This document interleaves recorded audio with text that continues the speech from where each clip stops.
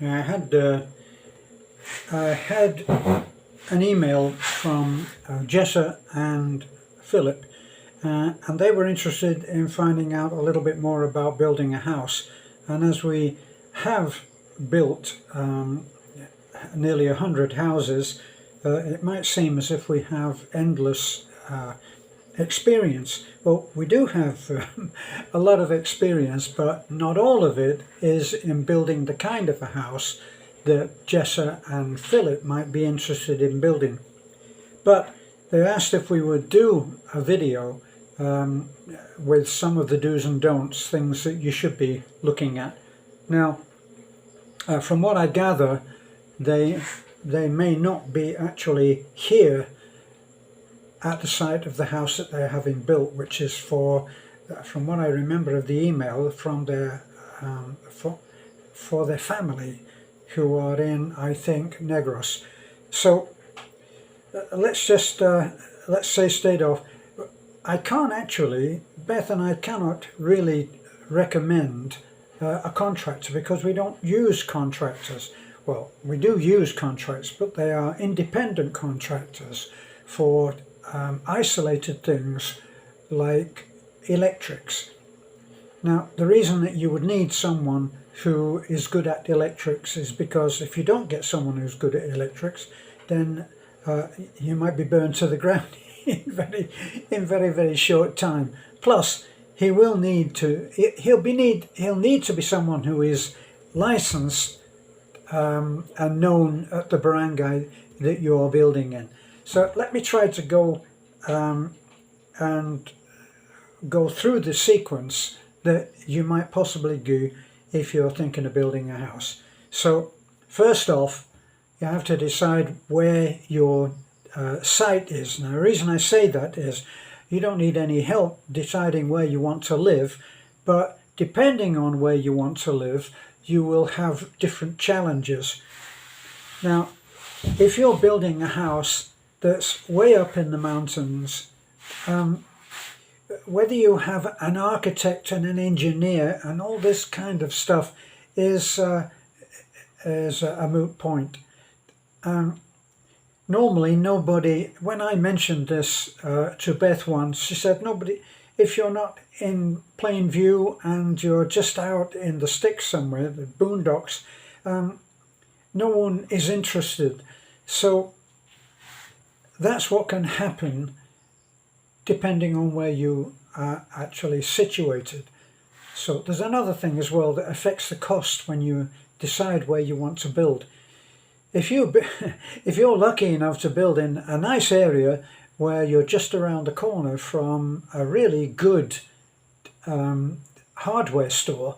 Now, a hardware store in the West is one that sells bits and pieces, but a hardware store in the Philippines is really what we would call a builder's merchant. That's what I would call it in the UK. That's what I call a builder's merchant. Probably in the States you would want to be calling on something like Lowe's or Home Depot, which you will not be lucky enough to, well, you may be lucky enough to live next to that, because we've actually just bought quite a lot of stuff that our friend, who has been so supportive, that has the hardware store in Atafi, was unable to deliver the stuff that we had, so we had to go elsewhere. I think having a good friend who is the owner of a hardware store is quite a big advantage, actually. You may pay a little bit more, but for returning the kind of help that he may be, like I can go to my friend Edgar and ask I can ask a question concerning construction, and he will give me an educated response.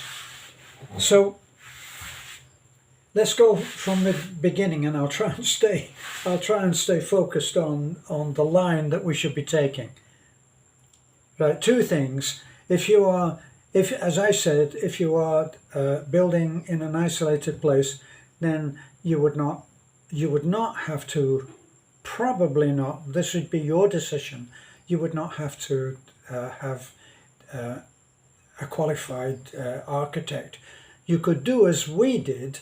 What we did for the Burgers construction that we're doing right now, what I'm calling our 5-year dream project, we're building what we've best refers to American John's house, which is a retirement home for American John. So we've had to do the whole thing, but we found a design that we liked, free, right, with not an architect's blueprint, but we found a design for American John's house that we liked, and what we did was we took that plan and the picture, the artist's conceptual drawing of the house, we blew it up on a big, you're looking at something there that is a black window that you can see, give you something of a size, much bigger than that. We blew that up and we posted it into the small shed where we store our materials. So once again, starting at the beginning. So you found the place, you found the site, and you purchased that, and you know how you want to situate the house. Now, let's assume that you've done what we did and you've gone to YouTube and you found a house that you like the design of, okay? Now if you want to, you can take that to an architect, and there will be no offense if you say, this is what I want you to do a blueprint of. Now, what's involved with building a house here is very much the same as what's involved in building a house in the West. So we'll assume America or England. We'll assume that the same kind of challenges are there for you on that. So you buy the property and you put in for the permit, if you can find, before you start building, if you can find a design, find an architect, and know exactly what you're going to do. Now, as I said, I can't help you with finding a contractor. We don't know any contractors, so you're going to be on your own on that, whatever happens. Now, you're going to need, if you get someone who does the entire thing, it's obvious that you're going to pay him, you're going to have to pay him to take on all of those responsibilities. But you lose some of the freedom of choosing what the quality of the materials is. Now, for instance, the roofing. There's a great deal of difference between the quality of one kind of roofing and another. Now, we went for the best roofing. There's a very good reason for this. You can get the cheap roofing and it's almost like paper. You're gonna fit a metal roof, whatever happens. Now, the roofing that we got is painted at the factory, and it's painted back and front, and it has a finish that will last a long time. If you go for something like Ninja, which is a popular make, Ninja is the best of the what I would call corrugated iron or corrugated tin roofing. The cheapest one is, as I say, almost like paper, and it won't take a lot of standing on when people are fitting the roof. So that's not a way to go. Now, the other thing is to go for what's called color roof, and color roof is a patented name. It's a trade name. So you go in and you ask for color roof, they know exactly what you want. Like going in and asking for a Hoover vacuum cleaner. It's a name. So let's assume that you are going to handle some of the building that goes on yourself. Now, a friend of ours who has found a certain amount of entertainment and fulfillment in being at his site where the house is being built. He is being there personally himself. Now, he has experience in construction, so he knows what he's doing. And so he was able to stipulate the way that the thing would be built. There'll be some headbutting going on when you have this with Filipino workers. They can be hard-headed. They will work very hard, especially if you're there all the time. That's why you see Beth at the site there, because they work faster and harder if she's there. She's a tough one to deal with. So you find the place, you find an architect, you find a design that you like, or you ask the architect to design yourself. But the thing is, on YouTube, you can find any number of designs, and it will show you the layout, where the bathroom is, where the bedrooms are, the first bedroom, second bedroom, master bedroom, ensuite. It will show you all of this. And if you like that, the architect will do a blueprint according to the design that you've given him. Now, then you're going to have to submit an engineer's report. An architect, you'll need an architect, you'll need an engineer, and if you can manage to find a work team like we have, we call our guys the Superman team. They know that they're not working for profit. They're working, if I can go all Christian on you for a moment, they know that they're doing the Lord's work. They know that they're building for people who have nothing. But as far as our own project is concerned, they know that they're building for us, and we keep them employed. We do our very best to keep our people employed, whatever happens. Now, let's assume that you've managed to find a work team that you can trust, with someone who is going to take some kind of responsibility for being an on-site foreman. And if you can do that, the on-site foreman usually is a carpenter. The carpenters are usually all-round builders. They can do a bit of plastering, they can do some drywalling, they can fit a roof, a ceiling, and even do a certain amount of electrics. Now, I recommend that you get an electrical contractor, and I recommend that you tell him to overbuild.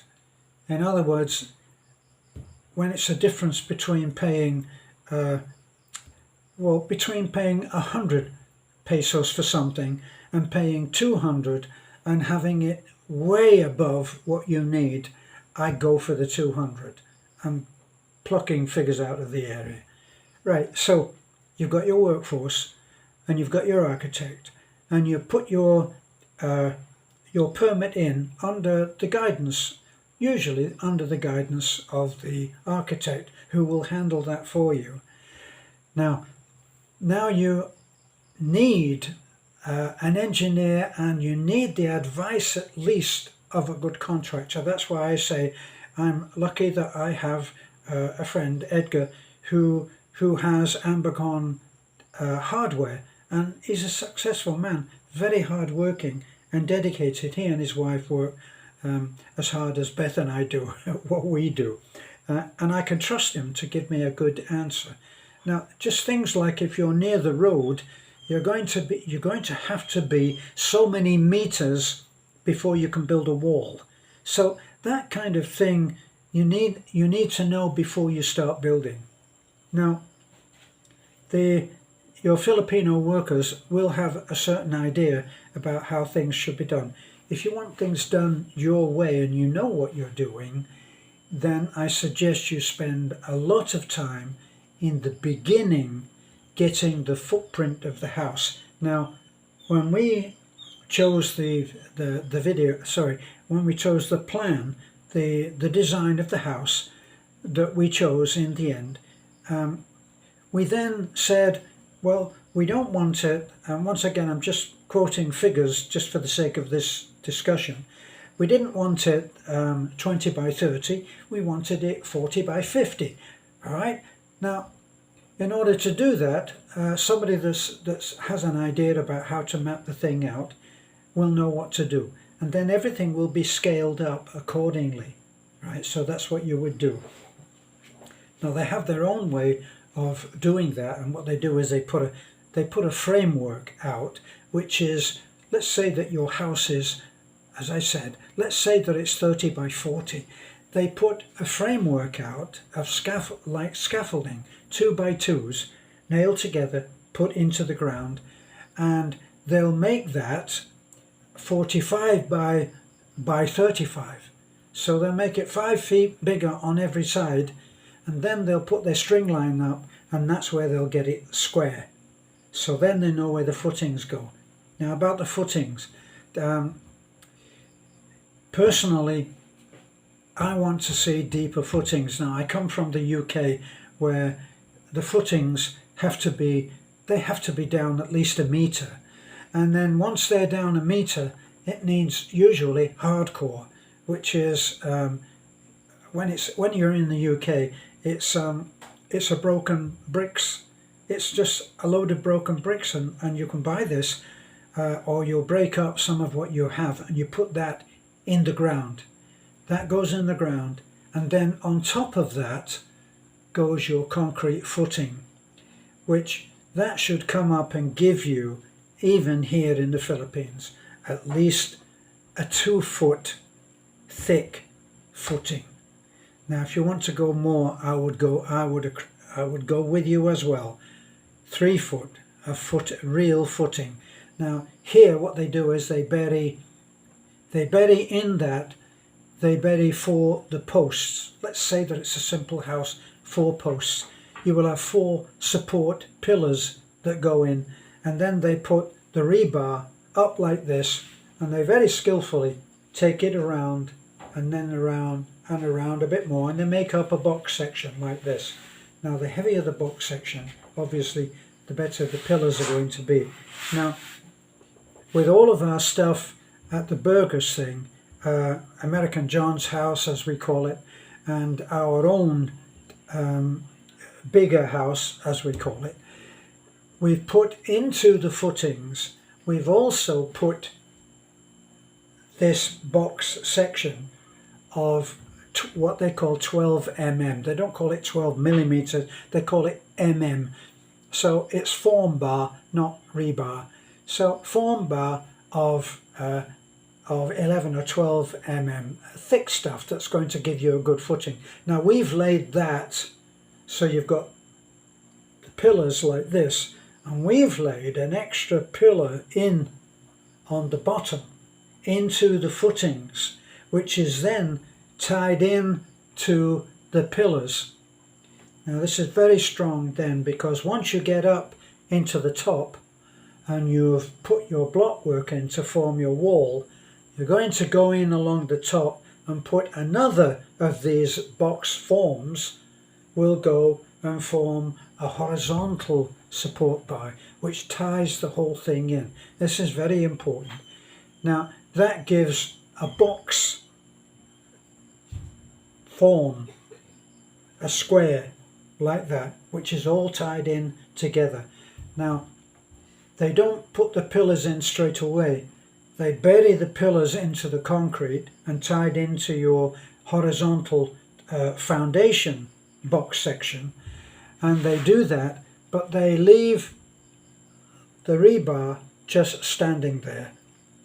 As they build up the wall, they tie with horizontal bar, they tie that in to the uprights which they have going along, and they slide the hollow block over those rebar, and they tie them into the pillars as they go along.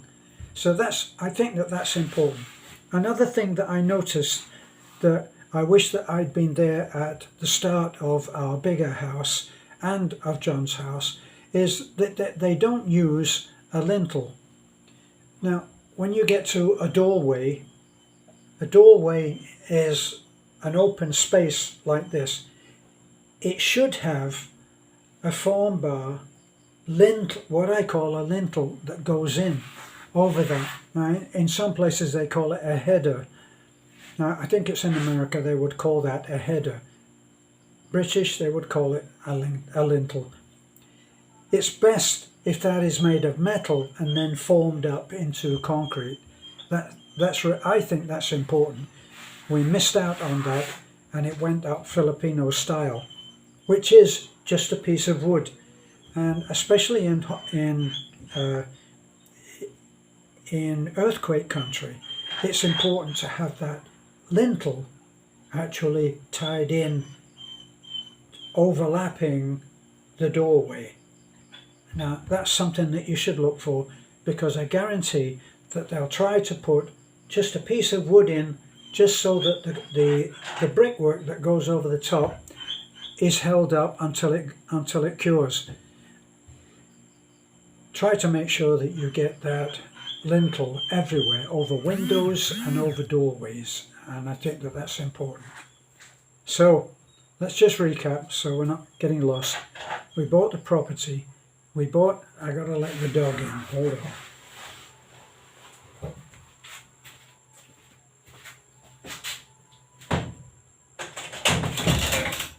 Come on, Poggy, let's go.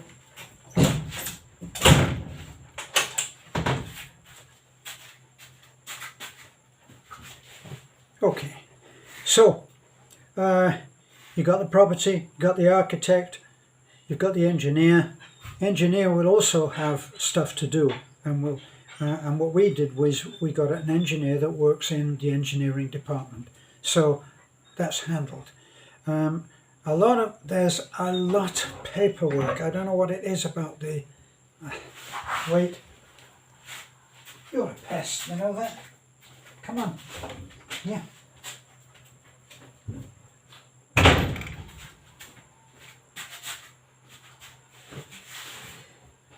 Yes, the engineer will have stuff that he needs to do, and if you find one that works in the engineer's department in the city, then he will be able to advise you what needs to be done and will handle it for you.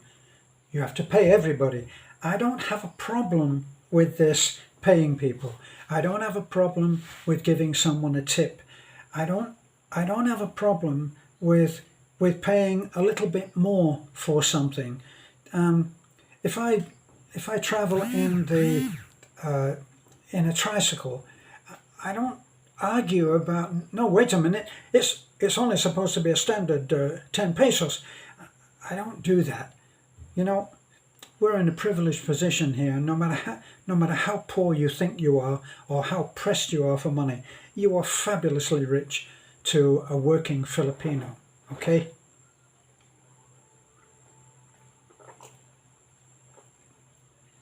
So you'll have those two people who will be working to guide you about what has to be done. You will be able to call them up and talk about it, and they'll be helpful. Filipinos are. So now you've got to make sure, you just got to make sure that the footings go in, because footings for a Filipino are, they dig down about 12 to maybe 15 inches, and they put 3 or 4 or maybe, if you're lucky, 5 of concrete, and they put that down. Okay, but they stick, as I say, they stick the rebar in so that a wall looks like this, and then they stitch things in, tying all of those in. So they don't think that a good foundation is necessary. Well, they think that a good foundation is necessary, but their idea of a good foundation and yours as a foreigner will vary. Now, I don't know what to suggest if you're not there, other than to have someone there at the building that you can trust and that knows what he's doing. So he needs to know what he's doing. Now, with Beth and the work that we do, I've learned to step back, and only when I see something that really isn't okay, I step forward and I tell Beth, look, like for instance, a Filipino who is a grassroots builder might not know what the load is on a particular span. What's the load on that span going between two walls. And what I found is that they will take a beam and they will put it onto the middle of a window, which you can't do, of course. So I had to go on our work, not the modest little houses that we do.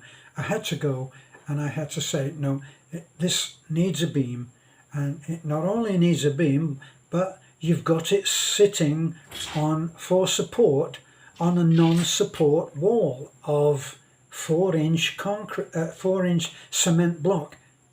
It can't work. So where it was too great a span onto a non-support wall, I made them make a support pillar. Now this is very inconvenient and it's not popular because they have to go down into the ground, put a concrete padstone in there, and put the rebar in there. And going back and doing something again is a pain for everybody.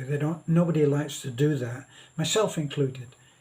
So being there and watching what's happening is a good idea. So I found that there are things that Filipinos do that when they start it, you're going to say, no, that will never work. For instance, a Filipino will, so let's say a Filipino and 2 people working with him, 2 helpers, 2 will be mixing the concrete by hand. Even if you've got a cement mixer, you'll have to fight them on it to get them to use a cement mixer. And then you've got to be careful because they usually mix it up too watery, which is no good. So you need to try to influence the mix so that it's a stiff mix, not a right level of water in there. So not in soup, okay? So you'll know that you're going to be amazed, and at first you're going to fight it, and then you'll find that they will do they'll do an area of 15 or 20 by 15, and they will concrete the floor. And they start off in one corner. Now, it's not obvious, but what they do is they work on string lines, and they use the plastic string, which, if you're a stranger to this kind of thing, you'll be tripping over it all the time. It is there to give them the level which you, as a foreigner, will not see, because you'll be looking and you'll be expecting them to set up a grid pattern with board, and then you'll be putting it all down, and then you'll have a straight edge which will be coming back like this. And no, they don't do that. They have a wooden float which they've made themselves, and they will start off in the corner, and a couple of guys will come in and dump buckets full of concrete down, and they'll do that, and they'll get a great level on that floor, something I couldn't even conceive of how they can do it, but they do that. The floors all in America, if you look on the videos, look at the floors in American John's house, all done like I've described. So the other thing is, you should really do the roof in metal. I've heard it said that people are reverting. I don't believe it, but our friend who is there all the time tells us that people in the area are using wood in the roof. Wood leads to termites. Metal doesn't, and as long as you have somebody that knows how to weld, you're going to be fine. And they just know how to do it. They do it differently to the way that you would do it in the West, and you have to, in a way, you have to keep your mouth shut, keep the faith, and watch and learn. Now, in the West, the way that they do it, that they have all of the formers and the trusses like this for a normal roof, and the whole thing is delivered on a low loader and you've told them what the square footage of the house is and what the design of the house roof is, and then you order that, and they bring these pieces, these formers, which are already made up, and you hoist them up and fix them, and you have metal plates that have a million nails, and all of these things are all, you can go to Home Depot and buy them by the bucket load. You can't do that here. So here, amazingly, what happens is they hand pieces up. They might cut them, but they hand the thing up and they put it together on the roof with the skimpiest scaffolding to work to, and it comes out right. If you've got good guys, it comes out right. You'll be proud of it. So we decided on a particular kind of design which you'll be able to see on American John's roof, and they just made it. All that I had to do was make sure that, as I said, the spans for supporting this roof and whether they triangulated enough, that was what I had to do. There's very little to do really, and they were willing to do it. So they were willing and they did it. If I went in and said, you know, between that span there and this, it's too great, and this is not a support wall, so we need to have a beam, and I gave them the measurements of what I wanted the rebar to be. How many I wanted it, not 1, 2, 3, 4, but 1, 2, 3, 2, 3, 2, 3, 2, 3, and in say 11 or 10 or 12 mm, which is the heaviest one. So they did that, and they made a good job of it. And then I went along and I said, I really want that to be corbelled into it. I showed them a drawing of how I wanted that to do, and where it comes into here, I wanted it to go like this, so that it takes a little bit more support out. That's called corbelling. So all of this, they worked very well with me, apart from the always mixing up a very watery concrete. That I was never able to influence too much. I had someone who messaged me the last couple of days, and he said, I wish that I had you guys come and do the house that I have in Cebu, which we wouldn't have done, of course, because we're not a for-profit group. We are a mission to help the less fortunate, so we wouldn't have done that for profit anyway. We keep our guys so that they have dinner at their family table, and and have food on the table. That's our message.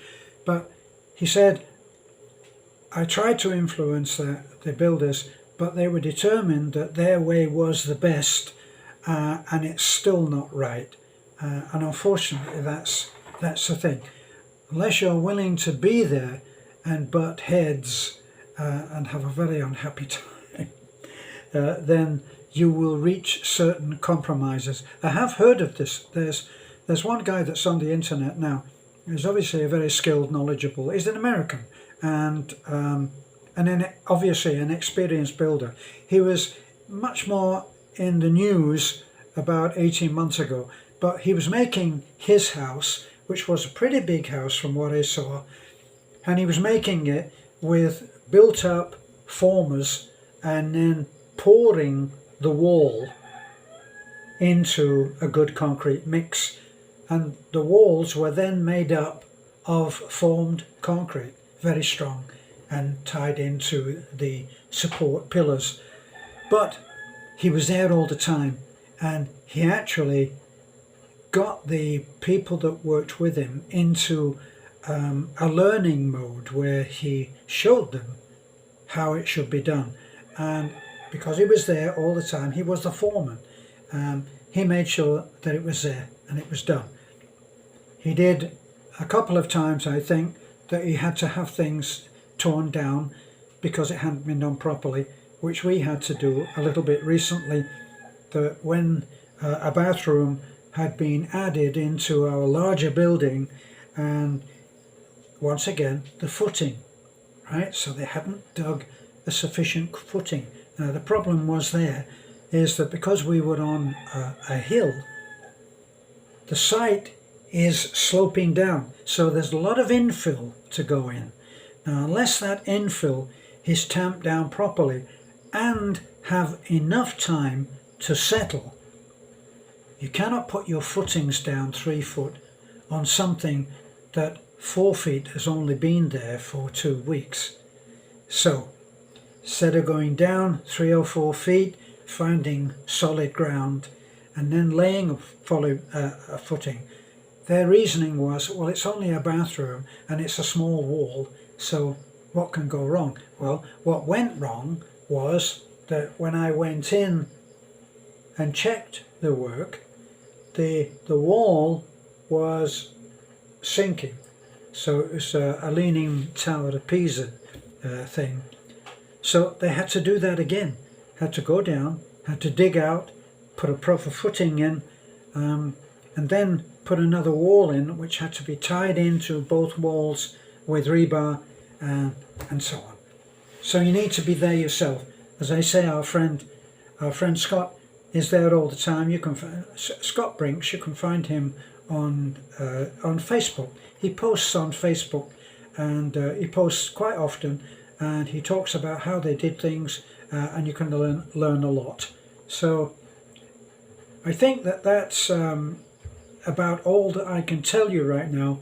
I see that we've already been in over 30 minutes, and that's probably too long for most people anyway. So I will leave you now, and probably I might do a follow-up to this if I see comments saying that they would like to see that. To Philip and Jessa, I wish you luck. You can always message me, as I said in my email. You can message me and I can tell you some of the things which might just give you a little mess up, like a complaint coming in, and you'll be required maybe to go in and talk to someone about what you're doing, which will mean that you've got to have your paperwork done right, because there will always be someone who's got a bloody complaint. I don't know why, but they seem to live by this. So you just handle those, and as long as you have everything in process, this is a point, you have everything in process. So if someone goes in and they complain, well, he's putting the angle of the dangle is all wrong over there by the doodad, and you've already had the plan for the angle of the dangle and the doodad, and it's all in process. Then if you're asked a question, you say, yes, it's in process and this is the proof. So you're fine. Let them complain all they want. Okay, I will shut my mouth. Thanks for listening.